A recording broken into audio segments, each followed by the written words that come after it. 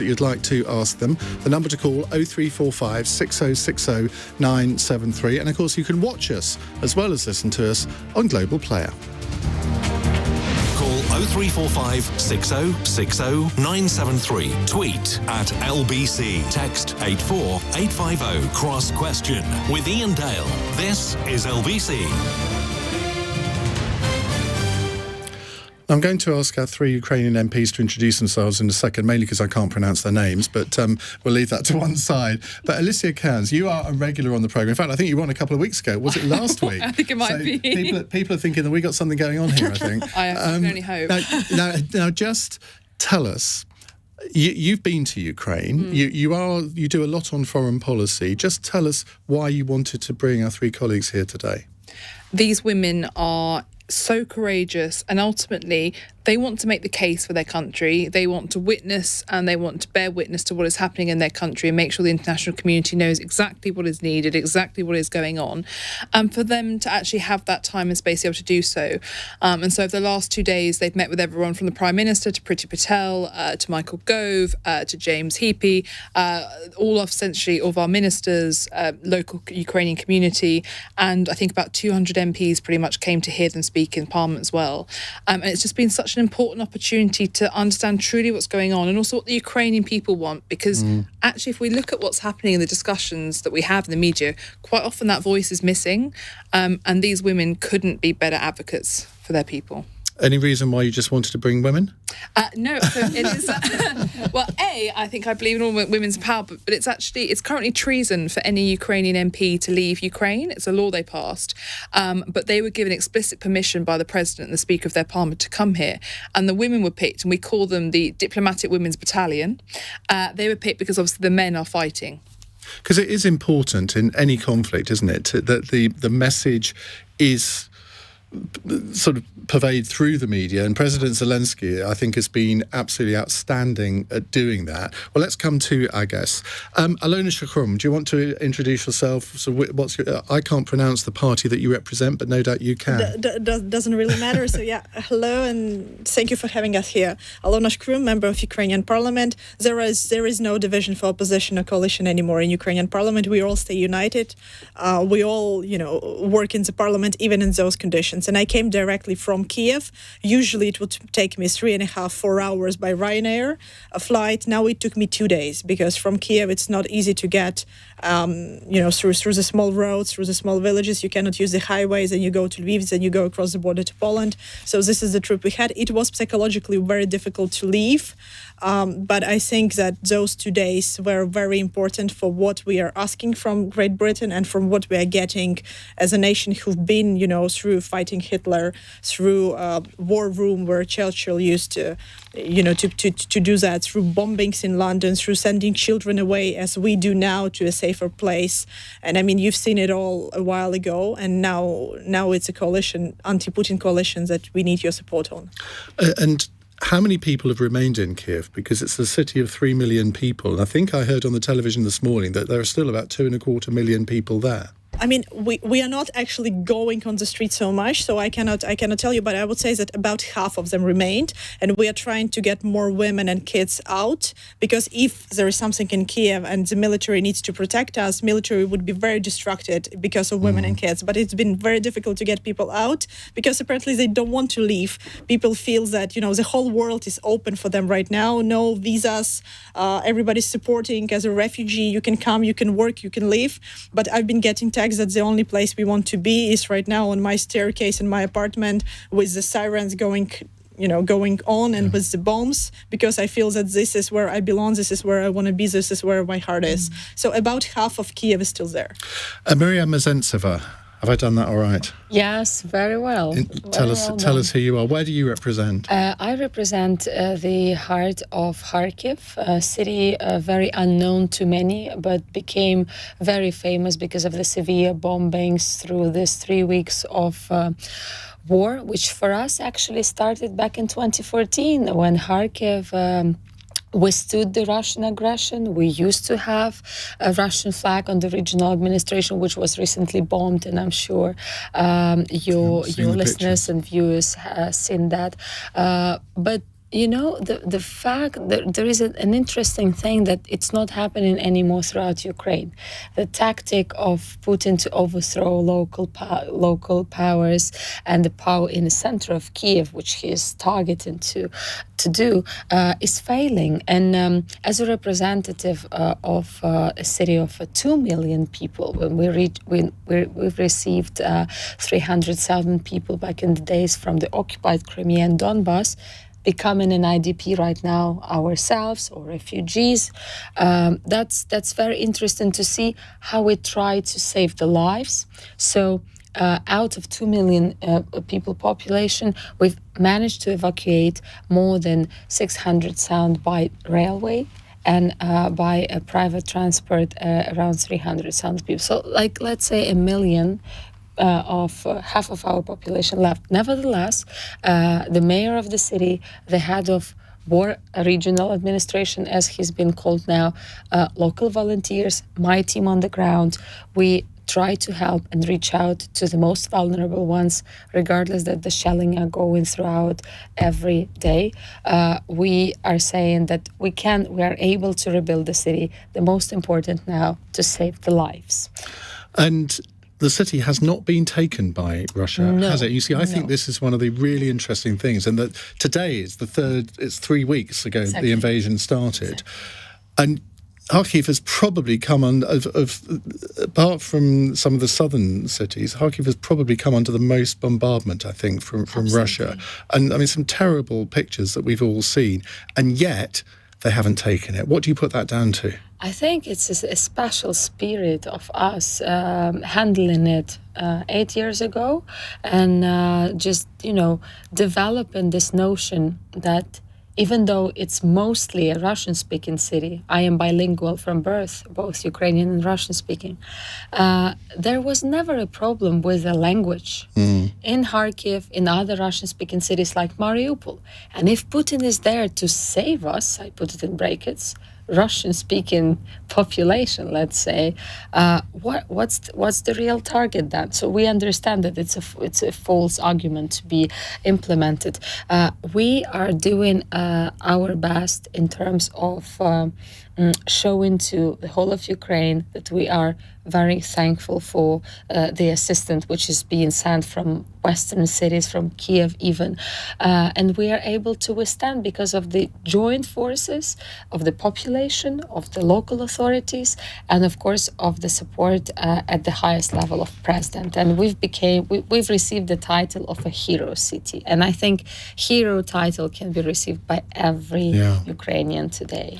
Olena Khomenko, welcome to you as well. Now, just tell us who you are. Where do you represent? I'm Olena Khomenko. I'm the member of parliament, the member of Committee on Foreign Affairs, and also the member of national delegation to PACE, which is Maria is chairing.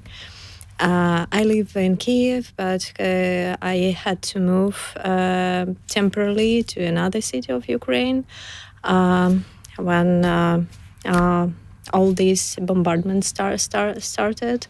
Nevertheless, all MPs are coming over to Kiev when for the sessions and to vote for important laws for our country. And what do you want to achieve by this visit to the United Kingdom?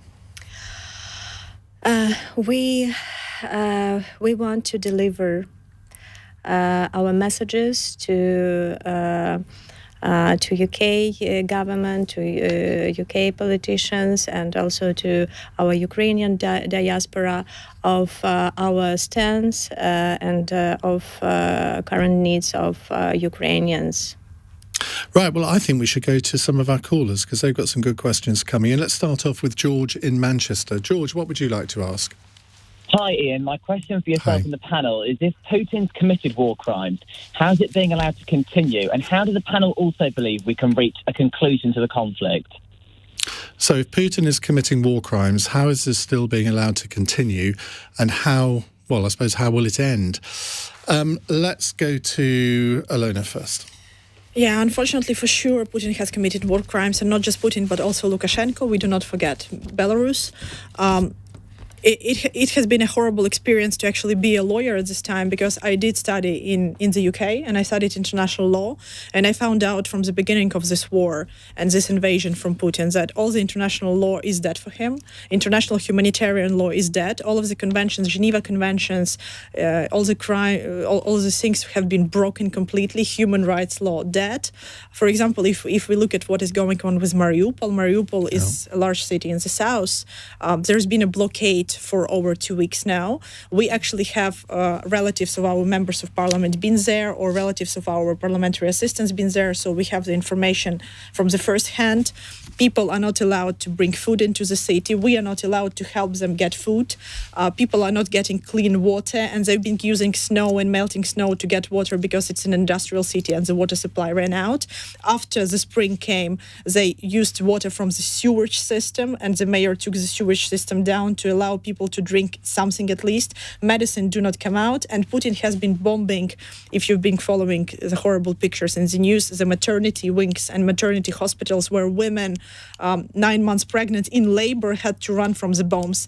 They have specifically been targeted. Children, kindergartens, children hospitals. And just on that, when you hear the Russian Foreign Minister, Sergei Lavrov, say that, that was not really a maternity unit, that was housing a Nazi battalion. Disgusting. Yeah, but how crazy this sounds. Even to call us Nazis. Our president is a Jew. Putin is completely... And the Prime Minister, I think, as well. And the Prime Minister, and a lot of members of parliament. This is just a ridiculous accusation, and Russia doesn't even care about it being ridiculous. They know it's a ridiculous accusation. They are saying right now that we are creating chemical weapons in children's hospitals or in maternity wings. Obviously, they don't care. I think Putin is committing war crimes to try to take the Ukraine hostage or just destroy the cities that do not support him.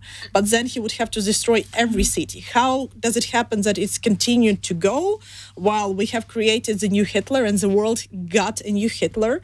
And the way that you stop those people, you don't stop them with nice negotiations, because they are not going back, they are not accepting negotiations. They've been negotiating with lies, and they negotiate on the humanitarian corridor, and the next day they bomb this corridor.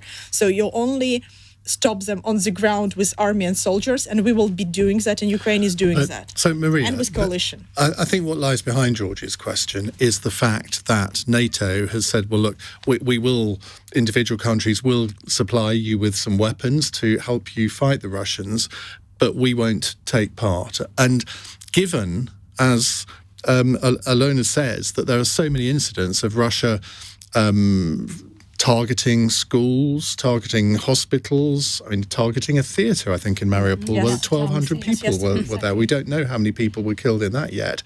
But, are you frustrated that the West hasn't been more forthcoming with support? I've also studied in UK, in the University of Kent, and majoring in international law. I'm going there on Saturday.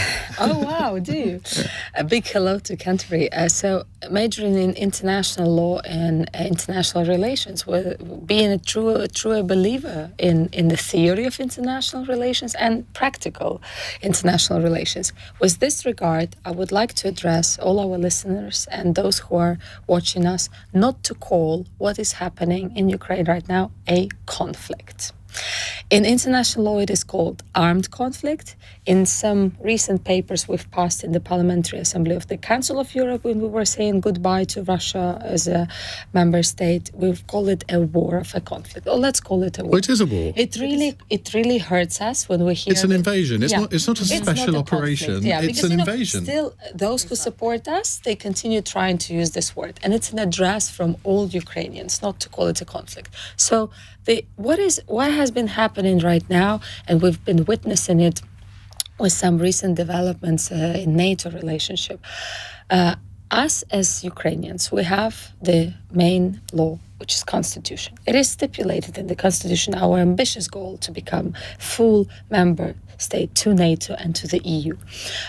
We've had quite bad signals in the end of this year when we were trying to do the purchase within the scheme of NATO member states of some weapons. Sorry, it's quite sensitive topic, so we'll not call the states who were opposing to that, and we'll not name the weapons. It didn't happen just because one country said, well, but we don't consider you need it. We'd rather send helmets. And now I think listeners know which country. But I'll say it, Germany. I was about to. Nevertheless, they did really well on the Nord Stream 2, and that's a powerful weapon, which is not an economic weapon. Well, it is a political weapon. And they've ditched their And it's foreign policy of political 70 influence. years now, haven't they? They were sabotaging all of us in Europe with that weapon. So how do we deal further with NATO allies? We are definitely not turning back, as it has been raised by our president yesterday in the address to the American Congress. We are in favor of creating anti-Putin coalition or new alliance, which can be there within 24 hours for Ukraine. That's why it's called Ukraine 24, quite symbolically, and any state can join. But we see it as a leading role for UK to be chairing it or co-chairing it, and we've got great developments within Baltic states. Today, Latvian Parliament voted on a resolution of a no-fly zone, which we are addressing to NATO. Same did Estonia, Lithuania. If there is no-fly zone for a full-scale operational process for whole Ukraine, let's talk about the 15 nuclear reactors we have. It's 15 Chernobyls.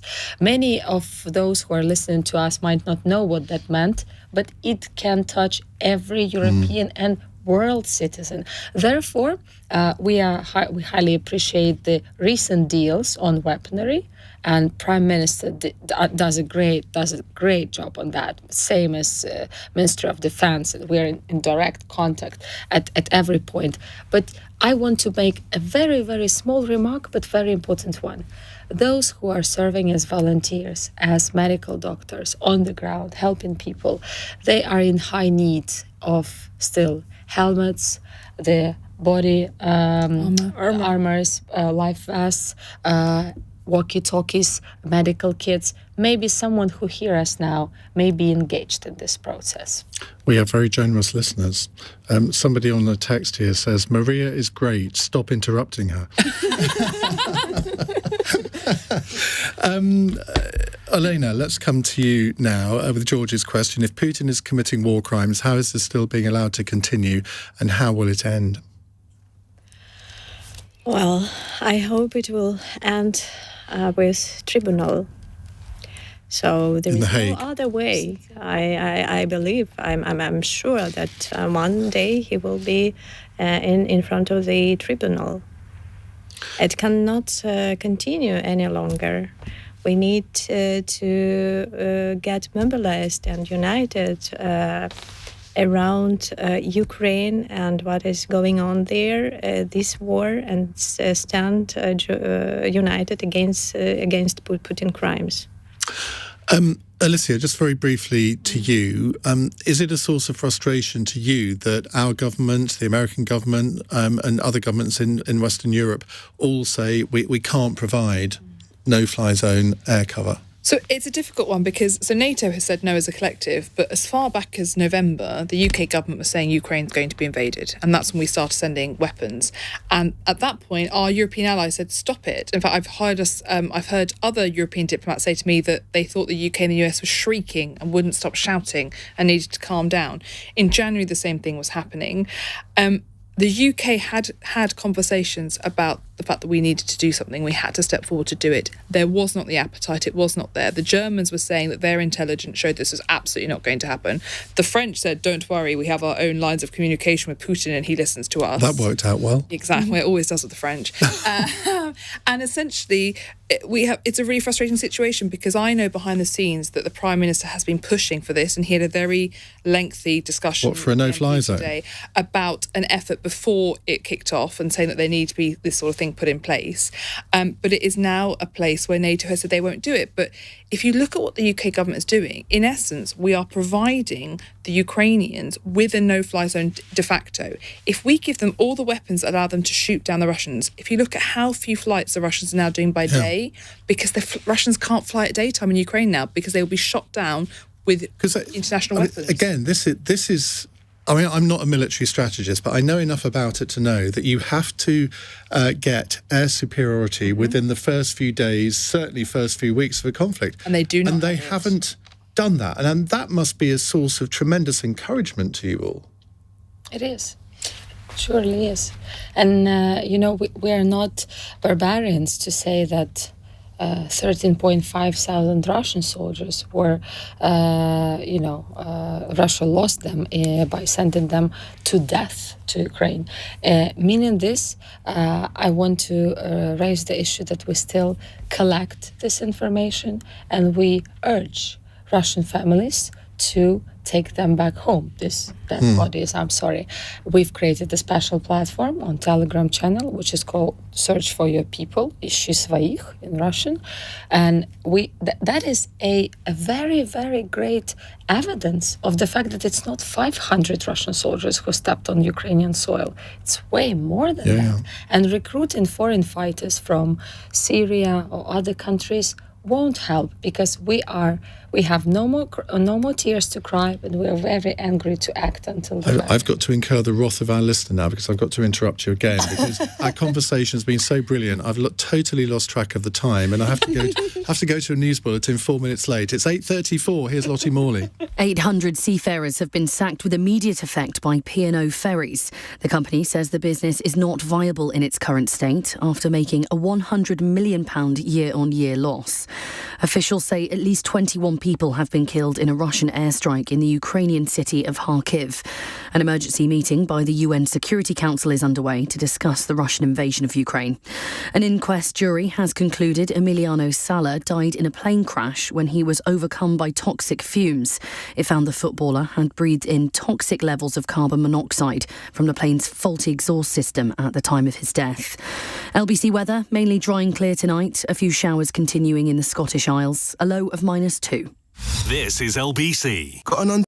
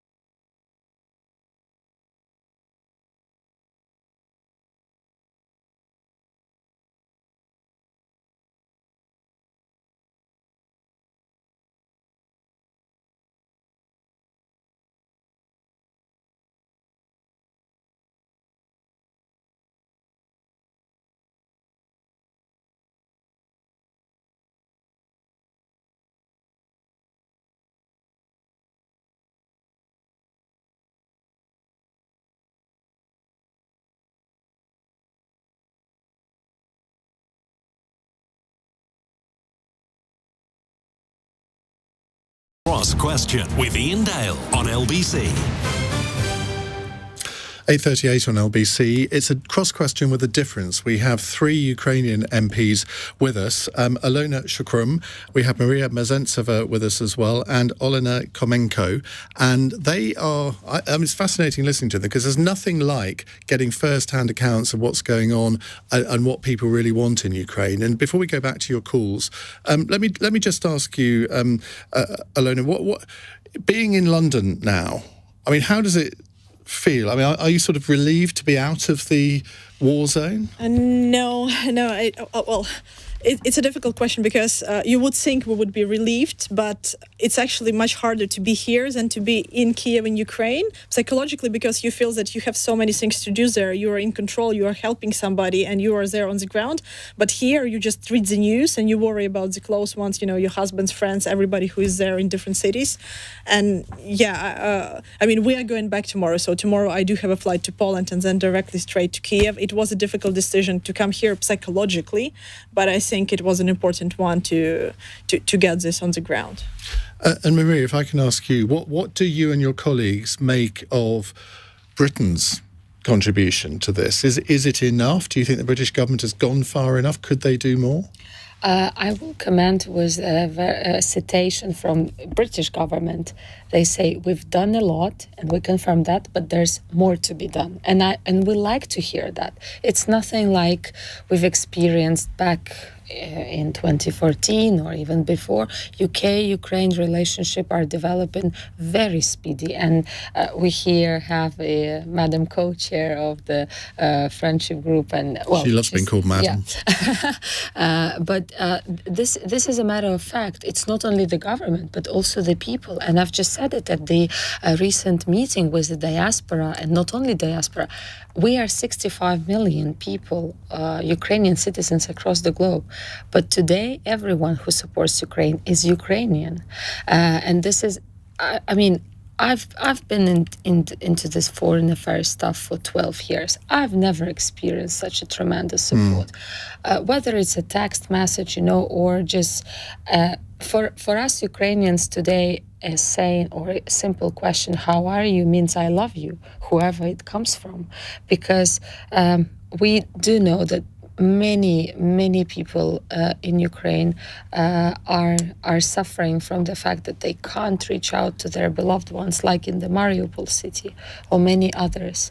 And they're reaching us out as the last point, let's say, of hope, trying to relocate their families or animals even, or trying to get some specific medication. I've been amazed at the number of people that I know personally who've got some link to Ukraine. I mean, I don't, but I feel as if I do now. But it's, you do now. Well, I do. A friend of mine, one of his employees, he owns a restaurant and bar. One of his employees is from Mariupol, and she was just frantic with worry about trying to get her family out. Luckily, I think they have got out now, but it's worry for everyone. Right, let's go to another question. Chris is in Croydon. Hello, Chris. Oh, good evening. Good evening, and good evening, panel. Hi. Yes, my question, especially to the Ukrainian MPs, is this. What conditions should a Ukrainian peace deal include? What conditions should a peace deal include? Well, there are talks that have been going on. I find it very difficult to understand how they can go on, given that the bombardments are still happening. How can you have meaningful peace negotiations with people who are trying to kill you? Olena, would you like to take that one first? Well, it's quite a difficult question to answer. Our conditions, the Ukrainian requirements are withdrawal of all Russian military from all the territories of Ukraine, and also to create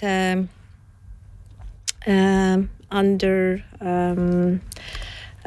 the framework of International Monetary Fund, the audit of costs of all the damages, of all our losses, and we need all these losses, all these costs to be covered under the control of international military fund. And also another requirement would be demilitarization of territories of Lugansk and Donetsk regions. And also to hold the referendums, NATO and regarding joining NATO and European Union. But President Zelensky has already ruled that out, hasn't he, in the last couple of days, saying that he recognises that NATO will not now be joining NATO. Sorry, that Ukraine won't be joining NATO. Not really. Not really. No. That's the impression being given on our news bulletins. But not what's been given in Ukraine. Exactly. Well, do you want to address Well, basically, your question, very, very up to the point. How can you have normal negotiations or any kind of negotiations with somebody who's killing you every day, right? It's like somebody comes to kill you and rape you, and in the middle of the process you have the negotiations. We do it with one very important point. We need to talk about humanitarian corridors for women and children and the most vulnerable one to get out of Kharkiv, Mariupol and other places where there is just madness and Aleppo and horrible things. And we continue to do that. Some members of parliament continue to go there and do it with enormous frustration, just because if you can save one life, if you can save 5 cars, and if Russians will allow like 60 cars to get out, 5 cars to get out, 5 children to get out of those bombing and shelling from the hospitals, then it's worth it. As to the negotiation on the peacekeeping agreement, we will do it after the war. The war ends with negotiations, but right now we are in the middle of being fired and bombed by Russia. But I'm sure that this war will end with an international coalition and with the help of international partners and our soldiers, and we will be getting reparations from Russian Federation. We will see Putin in Hague for sure if he survives this, and we are gonna demand the withdrawal of all of the soldiers and restore our normal, independent, peaceful borders, and it's been before. You mentioned the word rape there. Now that, as far as I have seen, has not been reported in the media at all. Have there been incidents where Russian soldiers have raped unfortunately, Ukrainian it's women? a very difficult topic to talk about. Well, first, because we are in the times of war. Second, because victims of those war crimes and rapes, it's very difficult for them right now to process this and to talk about it. Unfortunately, there have been reports on the north of Kiev, 30 kilometers from the capital to the north, and in Mariupol, where we cannot get assistance right now, that there have been massive rapes. A lot of women have been raped who are of the age over 65 and older, because they could not get out of the city and they could not be evacuated at time or did not want to. A lot of them have been hanged in their apartments after being raped by the Russian soldiers. And all of this is something that we will have to deal with when we can, with the help of humanitarian organizations. And is there someone cataloguing these incidents? Yeah, sure. The prosecutor's office is dealing with it together with various NGOs like Zmina. It is translated as the change. They're also trying to teach people how to do this private situation records, or if they witness a war crime, like for instance a missile targeting a blockhouse or a kindergarten or a regional children's hospital, like in my constituency, for instance, then it has to be. It's all been collected, regardless the fact that Russia withdrew. We've made it happen. So they left the Council of Europe. Still, for the next half a year time, there is a process of appealing to European Court of Human Rights for Ukrainians to make Russia accountable. And of course, we are in favor of a broader, let's say, Nuremberg process 2.0, where all these atrocities will be recorded and it will make a historical file so far. Well, there's so much more to discuss. We've asked our guests to stay on until 9:15, so we've got time for several more questions. But first, it's 8:47.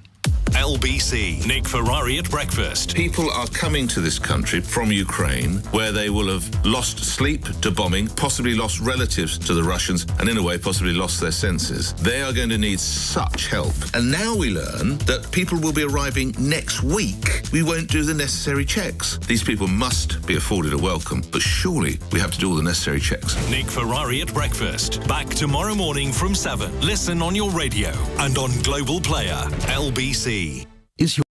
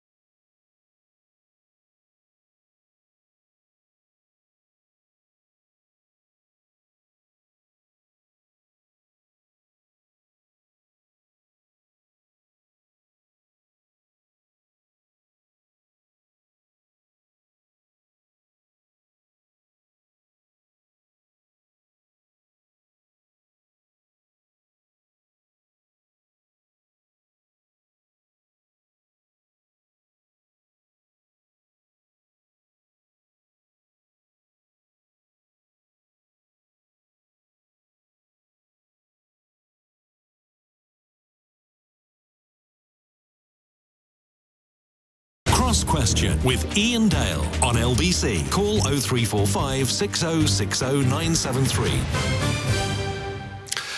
On this special edition of Cross Question, I have with me in the studio 3 Ukrainian MPs, Alona Shkrum, Maria Mezentseva and Olena Khomenko, and also our Ukraine correspondent, our war reporter, Alicia Kearns, who's got some breaking news for us. Yes, it's absolutely fantastic news. So for a long time, the UK government has been talking about what more we can do in terms of supporting them militarily, and we've been at the forefront of that. But Starstreak missiles will now be going out. These are the fastest ground-to-air missiles. They'll be particularly effective against helicopters. And this is all about, essentially, in essence, creating a no-fly zone because the Ukrainians have such a strong ground-to-air capability. So it's a no-fly zone by stealth. Is that a good way of putting it? That's an incredibly good way of putting it. Is that not a bit provocative?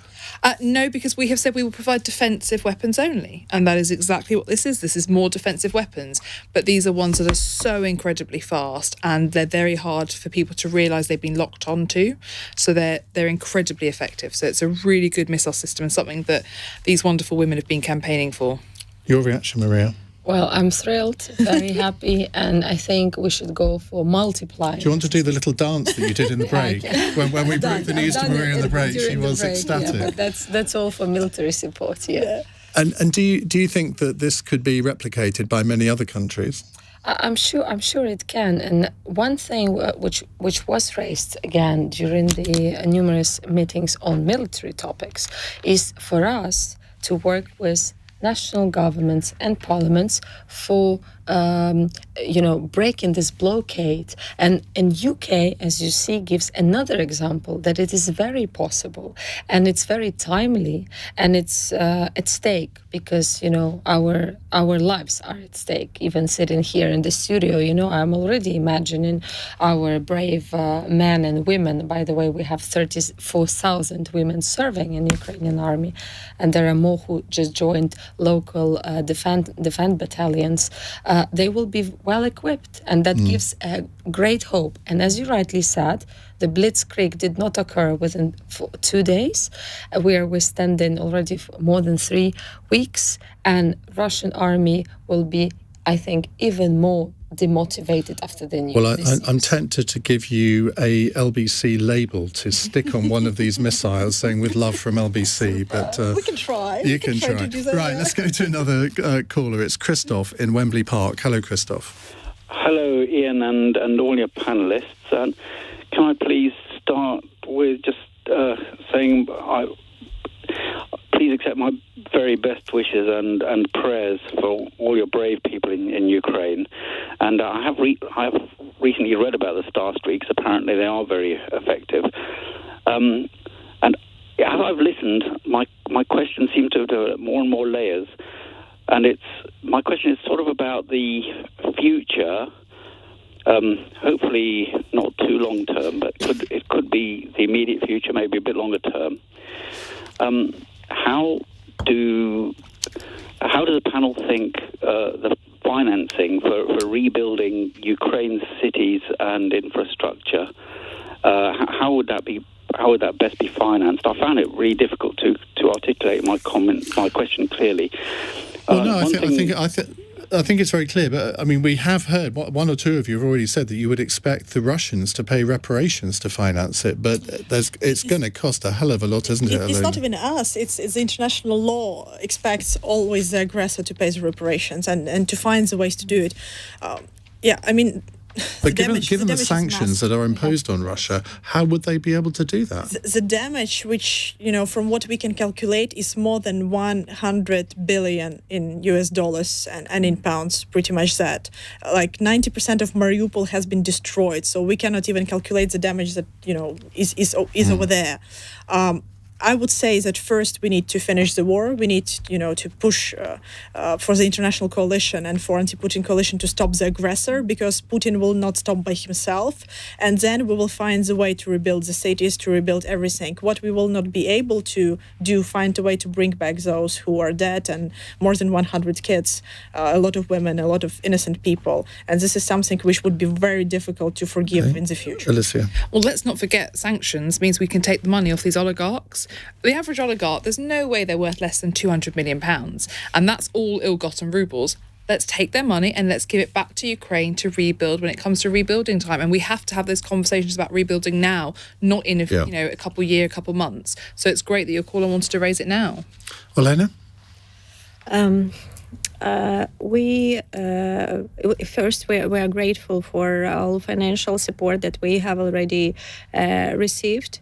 On 7th of March, the World Bank mobilized an emergency financing package over 700 million. And on 9th of March, European Bank for Reconstruction and Development announced initial €2 billion resilience package. And also we received 1.4 million from IMF, as well as so we are receiving a lot of financial aid, a lot of financial support. But of course, we will, as Alona has already mentioned, we will need to build an international coalition, and so that our partners and all the countries could unite and launch joint projects in support of Ukraine. So we will be restoring our country, we will be restoring our infrastructure and economy. We need, of course, we need help for this. Maria? I would also like to take into account the role of the parliament. Businesses not having the best times being, and the Ukrainian parliament reacted quite sufficiently and quickly.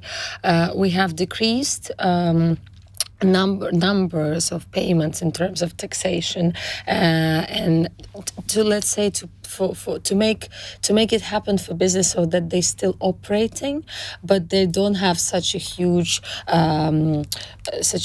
burden of the taxes. Funny enough, I was about to register a law which could have taken ages to pass, at least a year, I assume, via the tax committee, but it went all in one night in these circumstances. So we highly appreciate business which contributes, and as Margaret Thatcher said once, there are no government money, only taxpayers' money, and we highly appreciate that because it does help army, people on the ground, and country in general.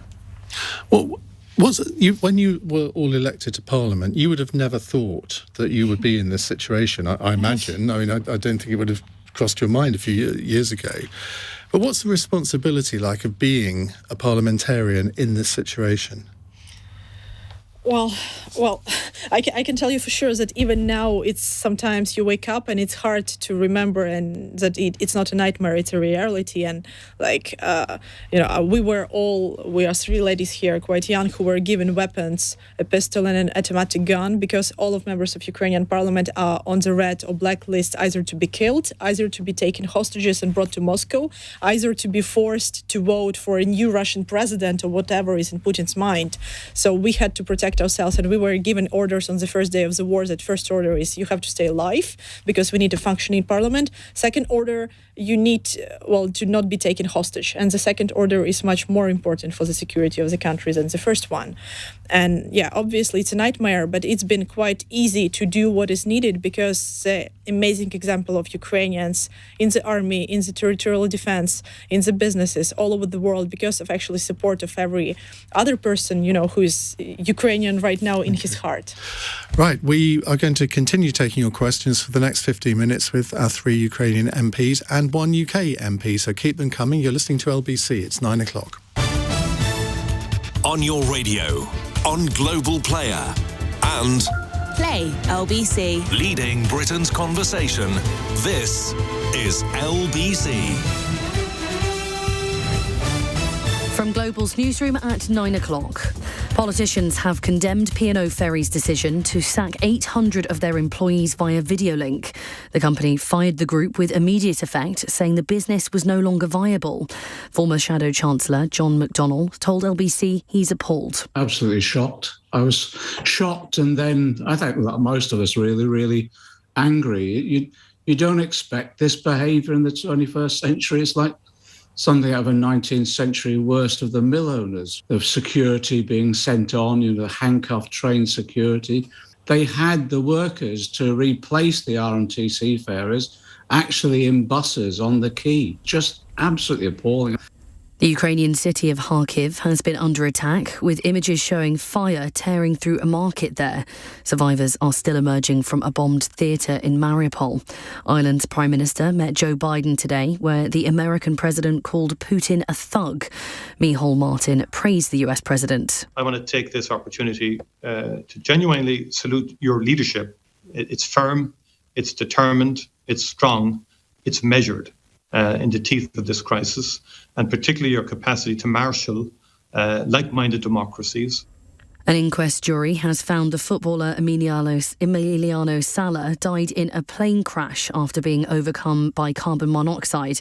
The Argentinian striker was flying to Cardiff to complete his transfer move when the plane crashed in 2019. LBC's Rebecca Brady has been at Bournemouth Coroner's Court. They said he was probably deeply unconscious at the time because of carbon monoxide poisoning from a faulty exhaust. The footballer had been flying from Nantes in France to join his new team, Cardiff City. But a combination of factors, including the exhaust of the privately chartered plane, weather conditions, the likely pressure felt by the pilot, David Ibbotson, and the fact he was not licensed for this kind of flight, contributed to these circumstances.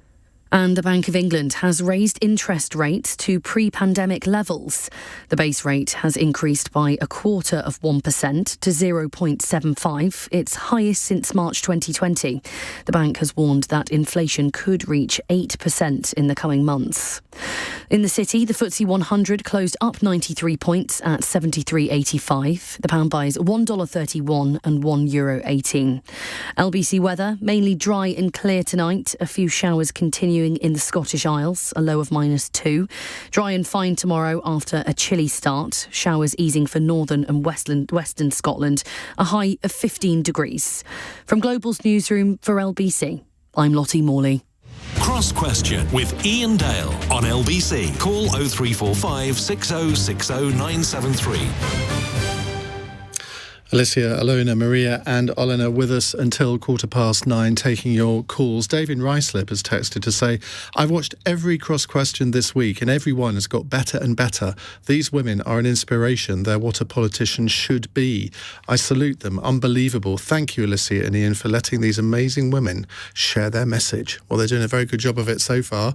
Right, let's move on to another caller. It's John in Southgate. Hello, John. Hello, Iain. Good evening. Hi. The question I wanted to ask the MPs from Kiev is this. Have they asked the British government why they haven't allowed visa-free access to the Ukrainian people to come to the UK when all of the other European countries have done that? Because I've got colleagues and friends who are in places like Odessa, Poltava, and Kiev who are under attack, who are secluded, and this system that they've introduced in the UK, despite all the stuff in the media, is gimmicks. If they really wanted substantively to help the people who are under fire from the Russians, is to allow visa-free access. This is what number one priority should have been for the MPs to ask, and not taking pictures with the defence minister and senior. They should have been asking this and lobbying aggressively for this, because the Ukrainian people in the UK let them are answer. and demanding let this. them. Okay, well, let them answer, because maybe they have had these conversations with the various politicians that they've met. Now, you've met, I don't know who you've met. I think you've met Boris Johnson today and various other UK ministers. This is a subject that has caused a lot of anguish here, that the government seem to have been a lot slower than other European countries to step into action to deliver refugee programs. And particularly, they're insisting that you have to have a visa. Would you like them to change their minds on that, Maria? Well, I think it has changed already. We've not on visa access. We've escalated this issue yesterday in the Home Office at our meeting with the Chairwoman, and we've had a very firm Was that with response. Priti Patel? Yes, exactly. Yeah. And we had a very firm response to the shortage of the let's say the number of questions which are being asked, because you can't not register people who are coming to your country, and you should for a good reason of safety at least. Point number two, it should be started in full operation from this Friday, and they hope that the next Monday it will be even better in terms of the process. I myself filled a visa application, and if you can't go and do the biometrics, you receive a visa waiver, and then biometrics are done on the border control. So that is also an opportunity, even though I was not coming as a refugee. So the system is in operation. They did really well in terms of getting, tests on it, and verifying what is not working, where there should be more progress. But they did, for sure, made it shorter and more accessible for Ukrainians to come here. Moreover, 100,000 families have registered to allow Ukrainians to stay with them, and government is providing them with £350 payments per month to subsidize it. But Elaine, the point remains, if people go to France, Germany, Poland, they don't have to have a visa, but they do if they have to come here. Now, a lot of people think that is wrong. It's a registry system. I don't think we should be calling it even a visa. If I may, because we were one of the first ones to criticize. I was actually criticizing very publicly the system before the war, and we were pushing, the government to move further and to do, if not visa-free regime, but waivers and make it much easier. But I think that right now, from what we've got from the Home Office, the system will start working on Friday, and believe me, we will monitor it very, very, strictly how it will work. And I actually thank John for being that passionate, because this is something that we feel. But so right now, if you are from Ukraine, you're going to Poland or Moldova or Romania, right? You're crossing the border. You're staying there. On Friday, you can fill the application in 10 minutes. You don't need any supporting documents. You don't need any biometrics. You don't need to pay anything. You are just basically registering your name, that you have a passport. If you don't have a passport, you will be helped. And then you can come here. As Maria said, 100,000 volunteers have already asked for Ukrainians to be brought to their houses or to their recommendation. We hope that it will open more and more on the next wave. The problem would be that they can be provided with the best services here. So it's not just about, people going to Portugal or going to Moldova or going somewhere else without being helped with the post-traumatic syndrome or money or But the fact remains, Ireland, which is a much smaller country than ours, a population of 5 million, I don't know what the latest figure is, but when they had taken 5,000, we had taken 1,800. Now, I regard that as embarrassing for Britain. Yeah, but we are sure there's going to be more. It's that's my first reference point. Mm-hmm. You cannot, and we've been witnessing waves of refugees. Every refugee, according to ECHR, even according to conventions, you have to be registered and recorded. It's not. It was about the fact of the whole process of answering hundreds, gazillion questions, where you've been studying, what you've been doing. We've got a gazillion questions left to ask you, but we've only got about 6 minutes to do it. So let's be very, very open that it will not be a visa in a passport as it was before. It would be, as we understand, a very fast application, and we will actually get back to you on Friday if it's not, because please do. I'm going to give you my number. Right, let's go to Nick in Slough. Firstly, God bless your countrymen and your homeland. Question: if you're not one of the fantastic volunteers giving up their homes, what else can an ordinary British citizen do to help? Now, that is a really good question, because a lot of people don't have big houses. They haven't got enough room to take somebody in. So what else can ordinary British people do, are listening to this programme right now, to help? Olena. We had an opportunity to meet with our Ukrainian diaspora today, and we received a lot of requests to provide a humanitarian aid. So as soon as there is a big demand on our side, and there are a lot of proposals on the side of UK, those volunteers can help with arranging and coordinating the delivery of humanitarian aid to Ukraine, with coordination, so there is a lot of job to do. Okay, Alicia? And yes, I'll just say really briefly, I know people are desperate to help, and not everyone can put up a home, and not everyone has money, but the most important thing you can do currently is donate money, and that would ideally be directly to the Ukrainian government. They'd be very clear you can donate for humanitarian or for military equipment, but what we need to see an end of at the moment is the really kind shipping of big lots of donations in terms of clothes and food and medicine. The Ukrainian government won't accept it because they can't trust it hasn't been tainted by the Russians. The Poles have said, please stop sending it. Their defence ministry put out a statement because it's filling up all the supply routes. They're not able to get stuff into Ukraine that they need to. And there are other countries like Moldova and Romania that do need help. But again, they're saying, please send money. And if you can't do money, please collect and wait for people to be able to come. Or if you are someone sat at home and there are lots of ex-military who have some body armour, or if you have some helmets, or if you have waterproofs that are dark coloured, get in touch with me as an MP. I will take those and we are going to ship them directly to Ukraine because civilians need those.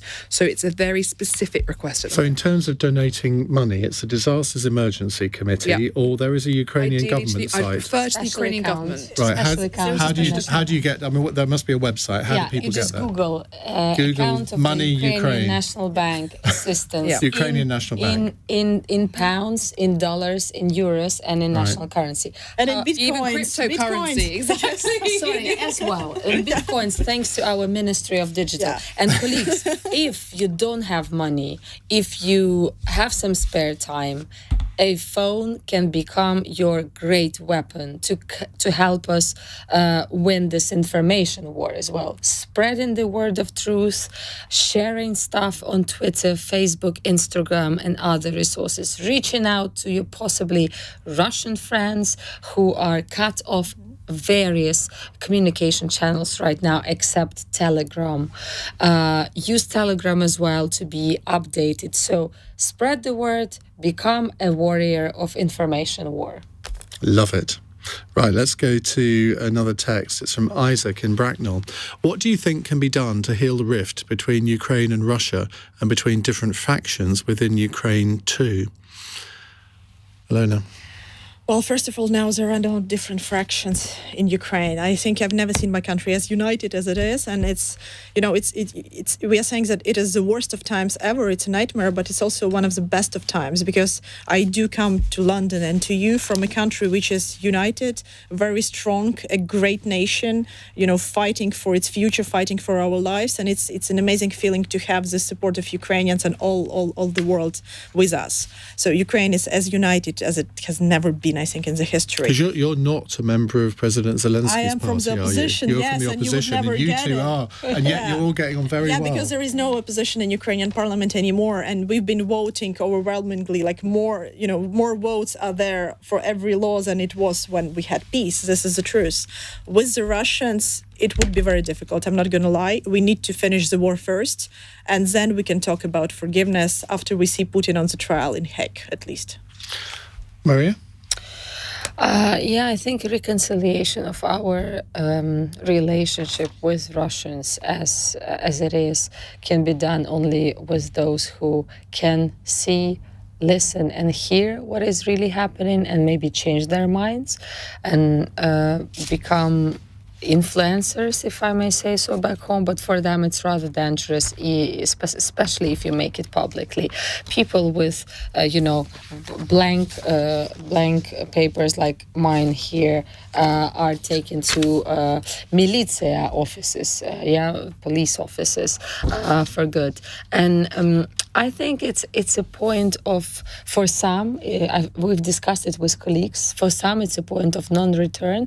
And even though we are speaking both Russian and Ukrainian, sometimes when we hear a very sharp Russian accent of someone speaking on the street, it gives a little bit of, I don't know how to call it, like you react on that.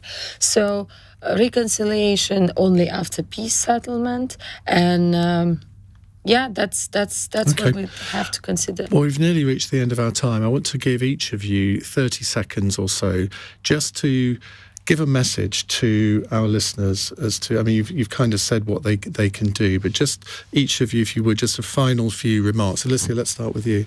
Oh, goodness, I didn't think I'd even get a chance.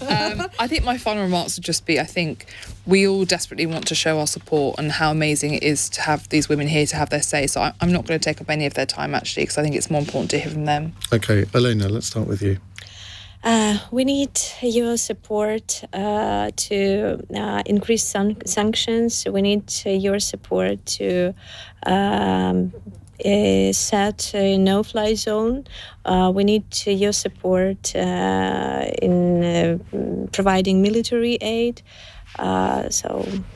Just support all these what we need. Okay, Maria? I'll have two short messages. I would urge UK citizens not to buy any Russian products because they return back to us, to innocent people of Ukraine, with bloody bullets. And we live in a mode today of a Latin saying carpe diem, live the moment. And this is our toast. When we toast, we say budmo. It means live the moment. I hope we will toast very soon for our victory. Olena. Yeah, we've got a lot of compliments for, being brave or how we behave here and how our soldiers behave. I think, at this time and this moment, Britain has been actually very inspirational for us. The history was fighting with Hitler. And there are a lot of parallel with what you had to go through sending the kids away when London was bombed, and we are sending the kids away right now to you and to other countries. Churchill sitting in the war room in the middle of London while it was bombed, and Zelensky, our president, is right now under his administration. So we are repeating your lessons, very painful lessons, but what is different that we get the support of the world, the economic sanctions, the globalized economy, which we can completely isolate Putin from it. And then I think that those lessons could end much faster, and Ukraine desperately wants peace and desperately wants to finish this war and to get the aggressor out of our land, and I think we will do it together. Well, in 30 years' time, when I'm in my retirement home, this is one of those hours that I'm absolutely going to remember. I want to thank you all for coming into the studio and sharing your views with us. I think you've really impressed our audience tonight. You can see that from some of the texts and tweets that are coming in. Really, thank you very much indeed to all of you. In a moment, we're going to return to the subject of P&O and what they've done to their workers today. They've fired 800 of their staff, and we want to get your reaction to that. If you are one of the 800, we'd love to hear from you. I nearly forgot the number there. 0345 6060 973. It's 18 minutes past 8. This is LBC.